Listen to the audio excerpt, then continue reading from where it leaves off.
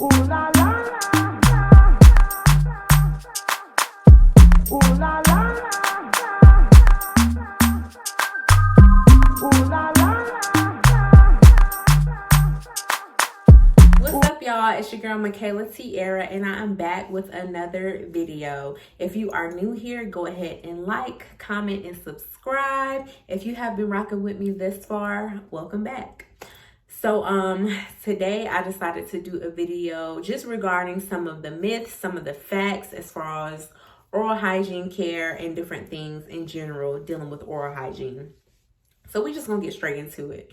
So one of the biggest controversies that I have my patients ask me are about flossing. So a lot of people feel like flossing is not important. Some people say, oh, I never floss. Does it really help? Does it not help? So to answer your question, flossing does help, and here's why. So a lot of people are familiar with the term gingivitis. So gingivitis is nothing but bleeding and inflamed gum tissue. So if you've ever brushed or flossed your teeth and you saw bleeding, you may not have thought nothing of it. But say if you go to the sink and wash your hands, or better yet, you go to the sink or whatever and you wash your hair and your scalp or your hands started gushing blood, you would think something was wrong, right? Of course you would. So think the same thing about your gum tissue. Healthy gums do not bleed at all. So if you're getting bleeding with your gums, you either have one of two things: gingivitis, which is reversible, or periodontitis, which is irreversible. So let's talk about gingivitis first.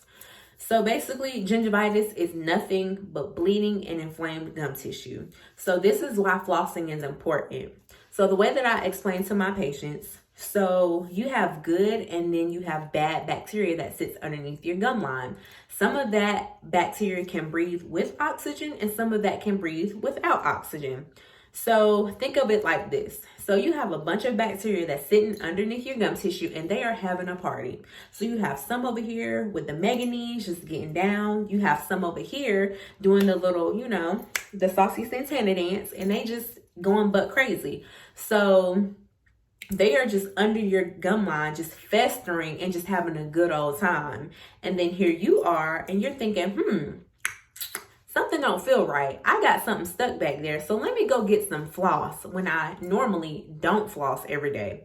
So when you go to floss, you notice that your gums bleed, which is a warning sign.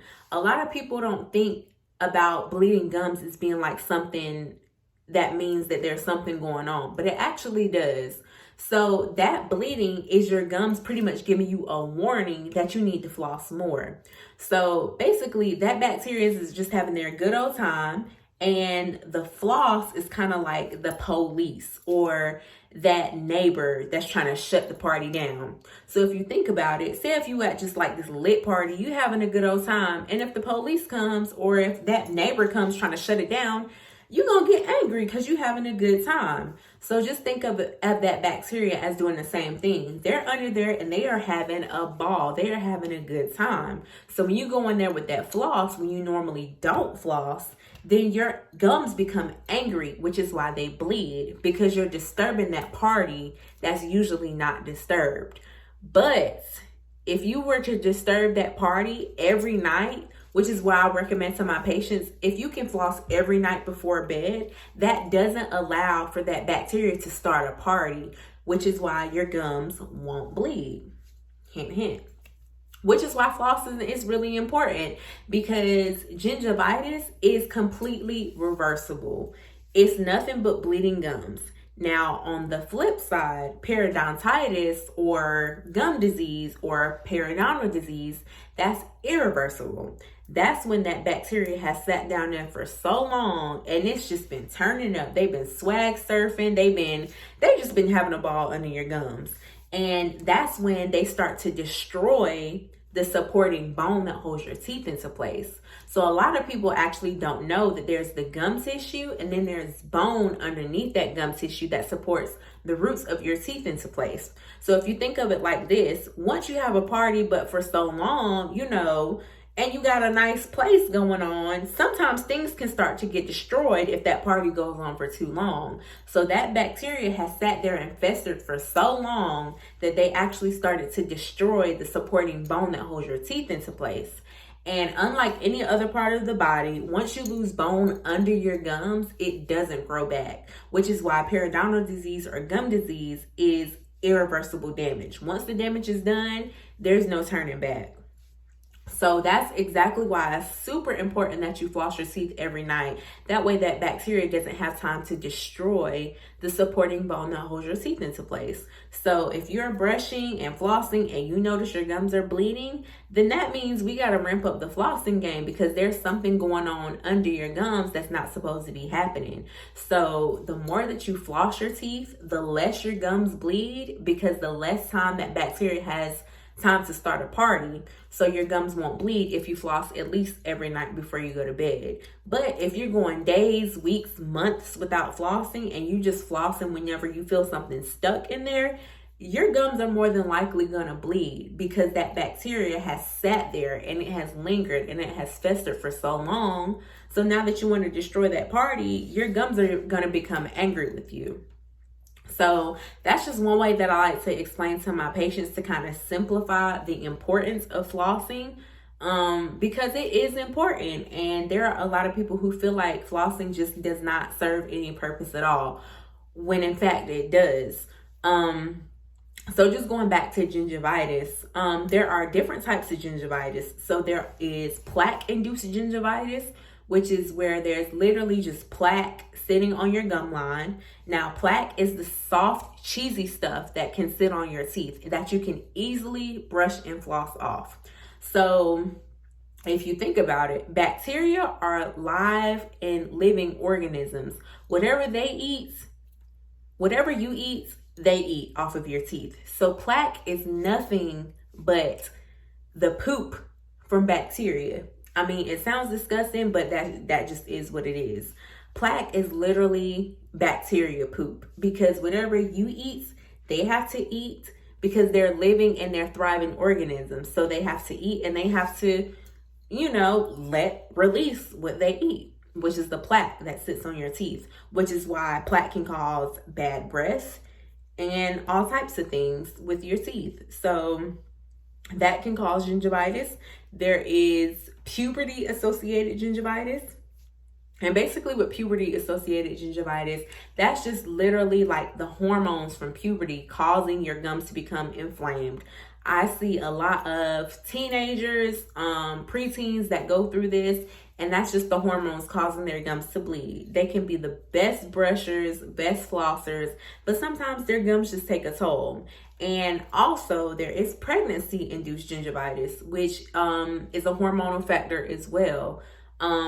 A lot of pregnant women, you may notice that your gums may be more tender, they may bleed and all of that, but that is literally just the hormones that are causing your gums to bleed, which is even more why you have to stay on top of your oral hygiene, making sure you are brushing, flossing, using mouthwash to make sure that bacteria doesn't fester under your gums and potentially destroy the foundation that holds your teeth into place. Because of course, once you lose so much bone that holds your teeth into place, your teeth can potentially become mobile and come out at some time, which is why you may have had family members, friends, or people you just may associate with that have said they went to the dentist because they noticed their teeth were wiggly or a tooth came out. And that's just because they waited so long and there had been so much bone that had gone from underneath their gums that at that point it was too late. So I will tell you, that is why it's super important that you keep up with those dental appointments. If you haven't been to the dentist in years, make you an appointment, because things like gum disease can easily be caught, but you have to go to the dentist so that we can take those x-rays and we can do those, chartings where we're poking around your gums and calling out those numbers to see if there is bone loss underneath your gums.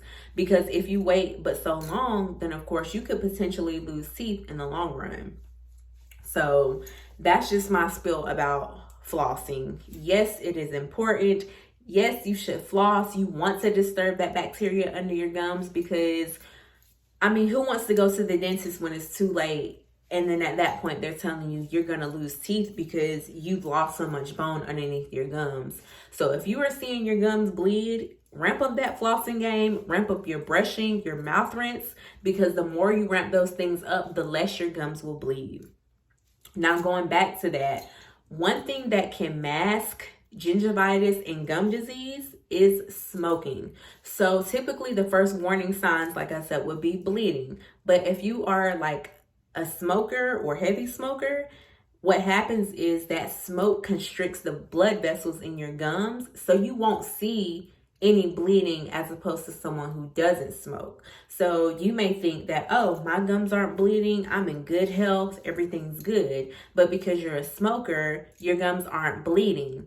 So you can have things going on underneath your gum tissue that you don't even know that is happening. So like I said, that's why it's important that you go to the dentist, you get those x-rays, you keep up with your 6-month cleaning appointments to make sure that, you know, things are staying healthy.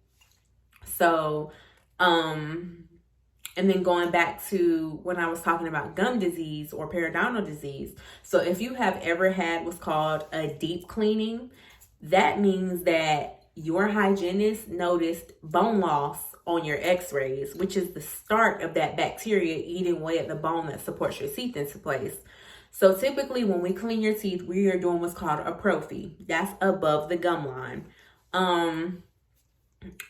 If you go to the dentist regularly, you may have noticed them like poking around your gums with this little instrument, and they're calling out numbers. They're like 232, 432, just a bunch of numbers. So whenever they start to get into numbers that say 5 and higher, that's when we start to be concerned, because there's some potential bone loss underneath your gums. And when you hear the terms deep cleaning, that means that you have bone loss under your gums, or you're getting buildup underneath your gum line. So typically for a deep cleaning, we are cleaning tartar buildup from underneath the gum line. So tartar is nothing but plaque that has gotten hard over time. So a lot of people have the question like, oh, well, why do they have to scrape on my teeth when I go to the dentist? And that's because they're scraping tartar buildup off of your gums. So plaque is just the soft stuff that you can easily brush off with your toothbrush. Tartar, on the other hand, is calcified, which means it is hard and adhered to your tooth, which is why we have to scrape it off of your teeth. For a deep cleaning, that means you have that tartar buildup under your gum line around the root surfaces, which is why we have to most likely get you numb and go underneath the gum tissue. Because once that tartar is underneath the gums, the bone that supports your teeth into place sees that tartar as a foreign object, which is another reason why that bone can start to gradually get shorter and shorter underneath your gum line. And like I said before, if you lose so much bone under your gums, your teeth can potentially become mobile and come out at some point. So that just all kind of plays a role into why going to the dentist is super important, because all of that stuff can be monitored and caught before it gets to the point where you end up losing teeth. So if you see that your gums are bleeding, they're puffy, anything like that, and you don't go to the dentist regularly, make you a dental appointment, because we can catch things that you may not think are important. But if you care about your oral hygiene and saving your teeth, definitely go to the dentist, because we're not just there to scrape on your teeth. We are there to keep your oral hygiene intact, period. So another thing that a lot of people kind of go back and forth about is fluoride. So there are some people who feel like fluoride is toxic. Some people feel like fluoride just doesn't do anything for you. So I will tell you, yes, fluoride can be toxic, but only if you are literally ingesting tubes of toothpaste. So just like anything that you normally use, if you use lotion, if you use shampoo, if you use mouthwash for that matter, and if you ingest any of that stuff, yes, it can become toxic. So fluoride is the same thing. Fluoride is a topical agent. It's not meant to ingest. Fluoride is the number one thing that helps prevent against cavities. Most toothpaste have fluoride in it. Now, I do know there are a lot of people who are more on like this healthier streak. They're more of like on a natural streak. And I will tell y'all, Most of my patients who are like anti-fluoride, they have bombed out teeth. I'm just being 100% real with y'all. Those patients of mine who don't want fluoride, they don't want their kids to have fluoride, and they're like, oh, nope, I don't do fluoride because it is toxic. 9 times out of 10, they usually have some bombed out teeth with cavities everywhere. So yes, use those fluoridated toothpastes, use those fluoridated mouthwashes. They are only harmful to you if you are swallowing them, which is why you are not supposed to swallow toothpaste and mouthwash. It is a topical agent. You're not swallowing your body wash. You're not swallowing the lotion that you put on your body. It is a topical agent. So think the same thing for your teeth. Although it's inside of your mouth, you're not supposed to swallow that stuff or it will become toxic. So, what else? Okay, veneers versus crowns. So I really think that veneers and crowns have become a lot more popular now. And I really think social media has had a lot of influence on that. So here's the thing with that. I have a lot of people say, I just want veneers on my teeth. They want to do veneers, which is all fine and dandy. But veneers are, very expensive. I'm not gonna lie to you. Veneers are not one of those things that you're just gonna pay a couple of hundreds of dollars. You're gonna pay some thousands of dollars. Actually, if veneers don't cover, most times veneers aren't covered by insurance, and they're about $2,500 per tooth. Okay, so most people who would benefit from veneers is if you have like undersized teeth, like your teeth are abnormally small. If you have spaces in between your teeth and you don't want to go through orthodontics, or if you have discolored teeth, which is why you see most of these celebrities who have these perfect smiles. A lot of them have veneers. But what a lot of people don't know is that when you get these veneers, they are literally grinding your natural tooth down to like a little nub. So a veneer is basically like, the most simplest way I can put it, it's like a press-on nail on a tooth. It only covers the front surface of your tooth. So you have this veneer and then you have this little nub behind it, if that makes sense. And veneers last about 5 to 7 years. They could last longer, but they can stain, they can pop off, which is why you can't eat certain things like corn on the cob. You can't really bite into apples the way you want to because they have potential to come off. Although they are very expensive and they look really good, there are certain risk factors you have to be mindful of.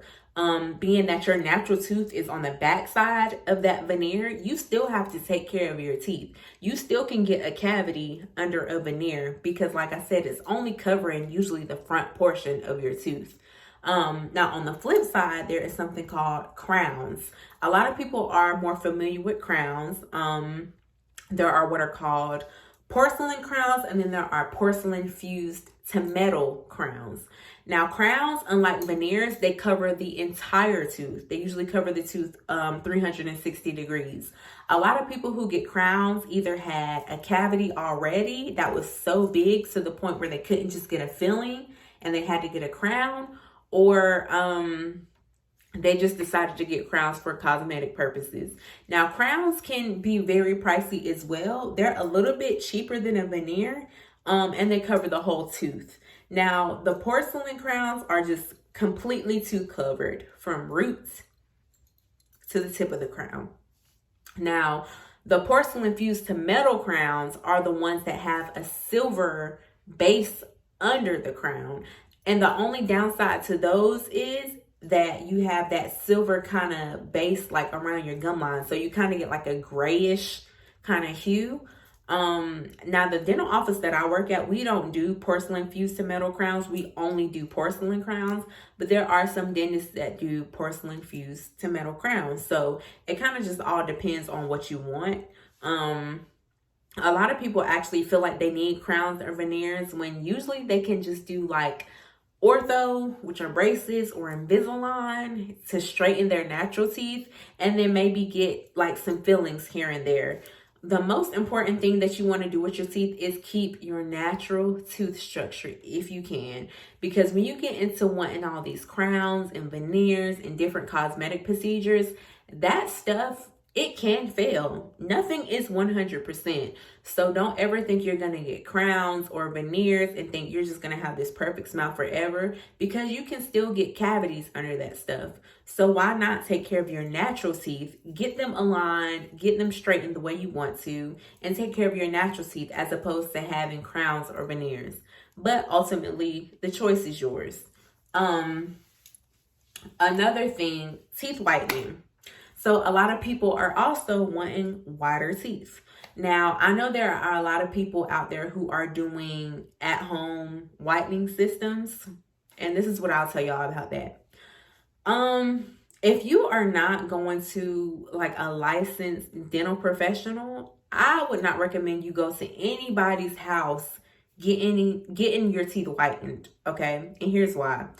So at the dental office, if you're getting your teeth whitened, we are going to check if you have cavities on your teeth, different things like that.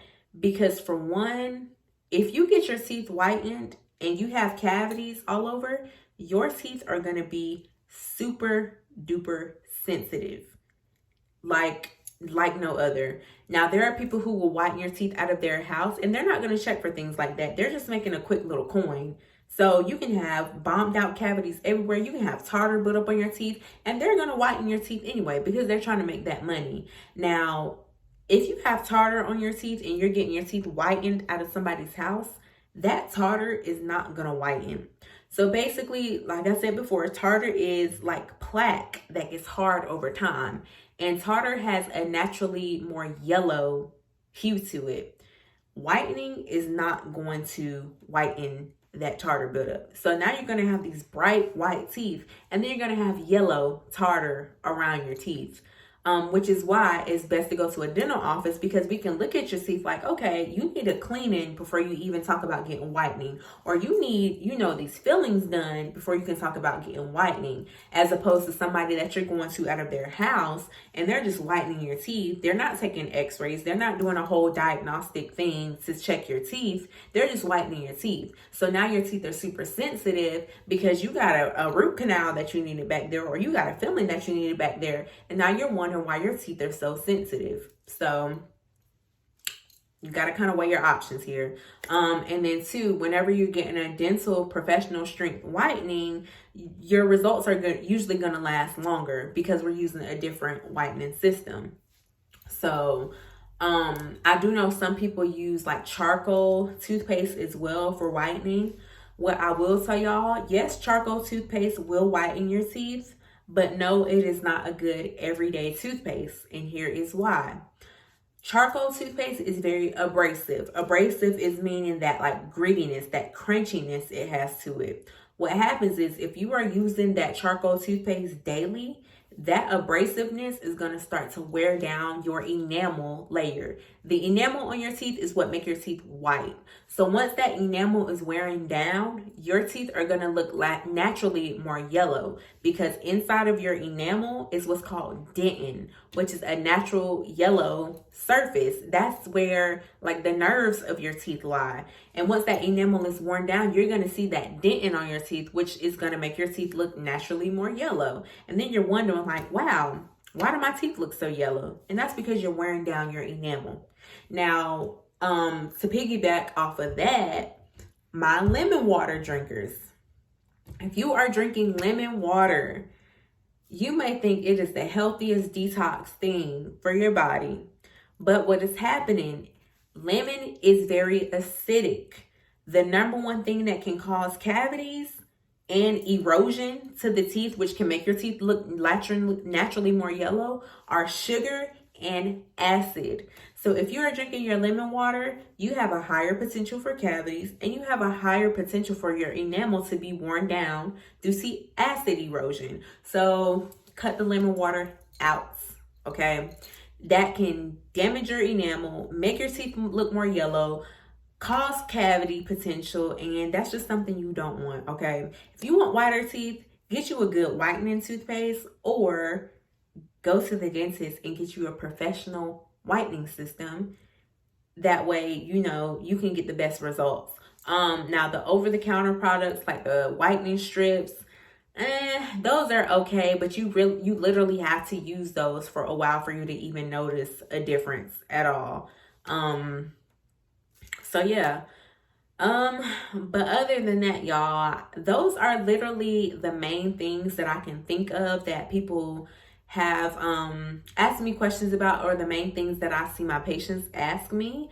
Gingivitis, like I said, is reversible. Brush and floss your teeth and you can easily reverse gingivitis.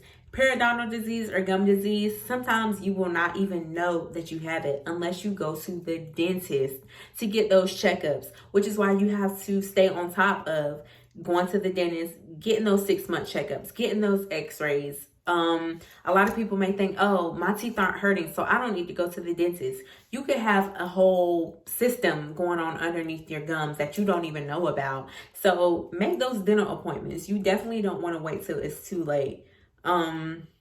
Veneers, crowns, all cosmetic. A lot of times most people don't even need it. All you need is some good orthodontics to straighten your teeth and some contouring, which is some shaping and filing of your natural teeth. There is literally nothing like your natural teeth. Do not let these celebrities fool you into thinking, oh, I need crowns or I need veneers.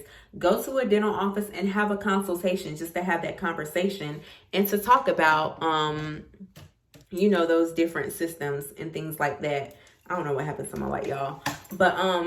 But yeah, but that concludes the video, y'all. If you have questions, let me know. Like, comment, subscribe. That concludes the video. If y'all want to know more, please comment down below on different things that y'all want to know about. And I will see y'all next time. Peace out.